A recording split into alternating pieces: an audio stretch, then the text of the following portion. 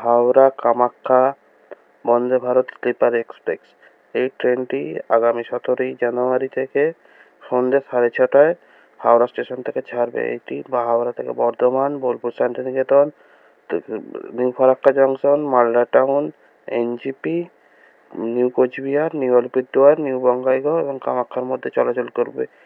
সপ্তাহে 5 দিন চলাচল করবে। হাওড়া থেকে সন্ধ্যে 6:30টায় ছেড়ে পরের দিন সকাল 8:30টায় কামাখ্যা স্টেশনে পৌঁছবে এবং ট্রেনটি স্লিপার কোচে তিনটি শ্রেণী আছে: থার্ড এসি, সেকেন্ড এসি এবং ফার্স্ট এসি। থার্ড এসির ভাড়া হচ্ছে 2300 টাকা, সেকেন্ড এসির ভাড়া হচ্ছে 3000 টাকা এবং ফার্স্ট এসির ভাড়া হচ্ছে 4200 টাকা উইথ ফুড। আবার নো ফুড করলে কিছু টাকা কম হবে। ট্রেনটির অ্যাভারেজ স্পিড থাকবে 110 কিলোমিটার প্রতি ঘন্টা এবং ট্রেনটি ডেলি থাকবে, সপ্তাহে 5 দিন চলবে।